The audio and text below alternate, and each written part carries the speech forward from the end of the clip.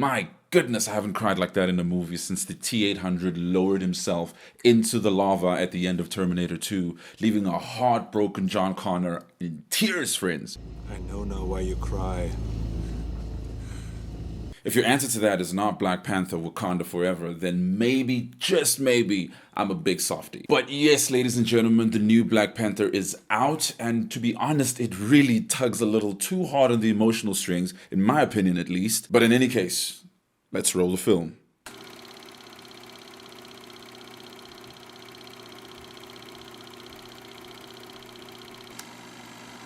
So Black Panther Wakanda Forever is the sequel to the original Black Panther movie, still with Ryan Coogler at the helm. For a long time after the unfortunate passing of Chadwick Boseman, I've always wondered how they're going to deal with the absence of his character, or at least how they're going to replace the Black Panther. And I really think they did a good job at that, not only making the film without its lead character, but also how they made it a point to honor him in a way that transcends the fictional world, even down to explaining how his passing came to be in the film. The film opens with T'Challa's funeral as seen in the trailer. So the kingdom of Wakanda is now without its king, it's without the Black Panther. And while the kingdom of Wakanda is dealing with their loss, conflict and tension start to grow with an underwater civilization, which honestly was done better than that other underwater civilization. You know what I'm talking about. It's basically Wakanda underwater because they are a secret civilization and they technologically advanced. And just like Wakanda, their civilization is built on vibranium. As tensions grow, the king of said civilization threatens to wage war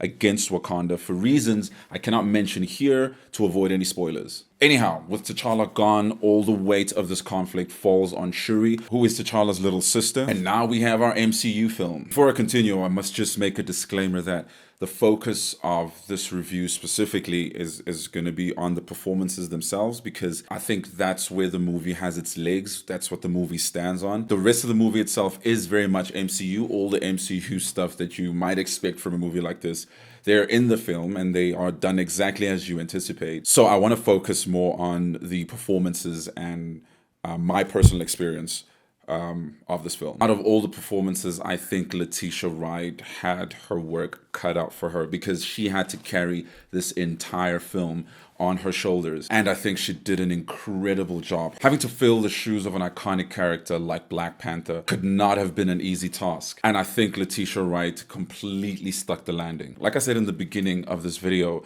this is not only a fictional passing, it's also a passing of someone in the real world. And it shows in their performances, because it feels like when they are mourning the loss of T'Challa, it feels like they're also mourning the loss of a friend in the real world. And it just amps up the performance to a level where I don't think you can get to without such a tragedy. And this is across the board, man. Like it's just it's just such an emotional movie.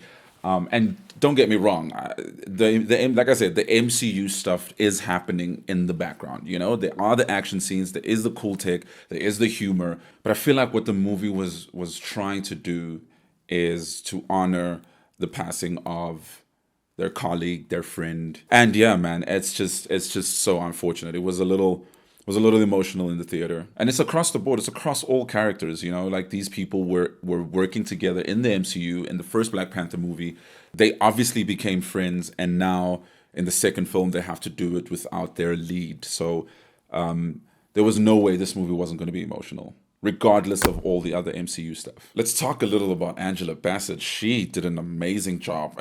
At some point in the film, I honestly felt like she lived in Africa somewhere, like she grew up somewhere here. And as generic as the accent is, it's still believable. And I think she just still got it, man. She still looks great. She's a great actress. I'm wondering why I'm not seeing her in more films. She is amazing. Speaking of accents, so it's like this. I live in the country where they speak the language that they use in Wakanda, and Lupita Nyong'o has it down. Like everyone else struggles a little. It's not the same dialect, but Lupita Nyong'o has it down. Like I am so impressed, because even for South Africans, it is not an easy language to speak. But for the most part, the way she pronounces the words is spot on. I am really, really impressed. Also, I've had the biggest crush on her since the first Black Panther movie. So, you know, There's that. And then there's Tenoch Huerta. I think I'm saying that right. I hope I am. Hold on a second.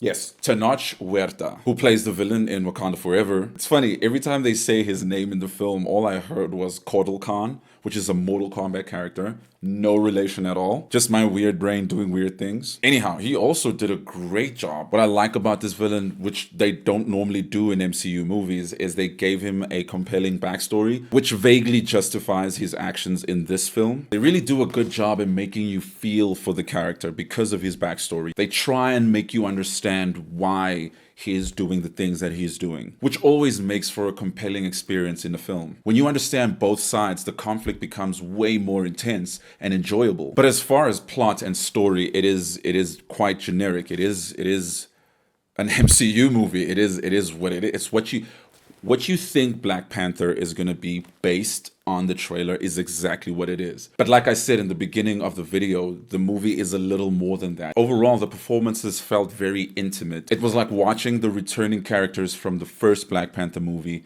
mourn amongst themselves, fictionally and in the real world. Like I said in the beginning of this video, it is mourning on both planes. It's the characters are mourning and the actors are mourning. At least that's what it feels like. At least that's what I see it to be. And it was an interesting feeling to be a part of it as a viewer. It hit a lot harder because this person actually passed on in real life, where, for example, the mourning of, say, Tony Stark was sad, but it didn't transcend the walls of the fictional world. So apart from the MCU-ness of the movie itself is quite sad. Either that or I'm projecting my own emotions on it. So it's like this. I have recently lost a very close friend to me, and it's been quite a difficult road to deal with the emotions that come with that. And the mourning of it comes in stages, and it involves anger, it involves sadness, it involves pain. So seeing characters in a film mourn the passing of a friend or a brother or a family member was way more relatable to me than it should have been. So I might be looking at this with emotional goggles, I guess. But that said, the movie really, really hit home for me. Whenever there are monologues or characters are crying in the film, I understand what they feel and what they're going through because I am going through that currently. But also, Chadwick Boseman as Black Panther is very, very iconic. As a movie and as a character, bringing Black people together for one event was quite amazing. And it's very unfortunate that he passed on so young. Remember when Black Panther came out and everyone was posting about it, everyone was excited, people dressed up in their tribal outfits, people made jokes about the snacks that they would have in the theater, talking about we're gonna have pap and muhodu instead of popcorn. It was amazing, man. It was great to experience. It reminded me a lot of 2010 when the World Cup was in South Africa and everyone came together. Everyone was just enjoying themselves that month as a unit. Black people, white people, colored, Indian, everyone. So yeah, man, it's just unfortunate that the lead character that gave us that unity has passed on. But do not fret, it's not only sadness, it's not only doom and gloom. The action scenes are pretty cool. Like this underwater civilization that they blew, and I'm not even sure if they're human really, because they are super strong and they're very difficult to kill. There were a couple of scenes where I was like, okay, shit, like Wakanda might be in trouble. Because in the beginning of the movie, I was like, you're Wakanda. This is Wakanda. Like, no one can mess with Wakanda. But after a couple of scenes with the underwater people, I was like, oh, maybe we're in trouble. They introduce a character who is quite important to the plot, and she also doubles up as the comic relief of the film. But they didn't overdo the humor like they did in Love and Thunder, which was freaking weird. That was just an odd movie to watch because I didn't know whether or not to take it seriously or take it as a parody of itself. But in any case, they really rationed the humor in this one for obvious reasons. Speaking of which, there's a thing that this character does that I've been hating lately about the MCU is how they dishonor the legacies of the original Avengers. It's like, for example, in She-Hulk, what took Banner many years master his emotions and his anger and all that. Took his cousin like a day to master.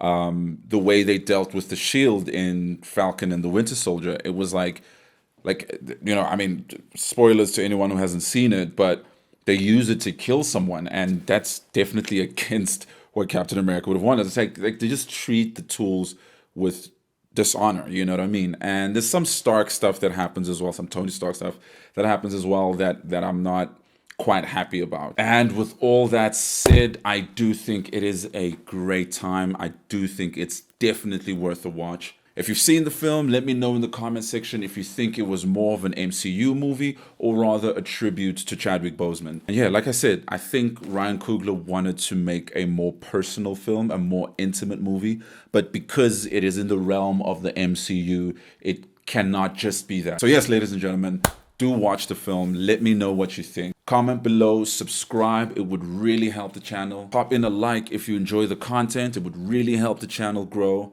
And with all that said, ladies and gentlemen, I will see you on the next review.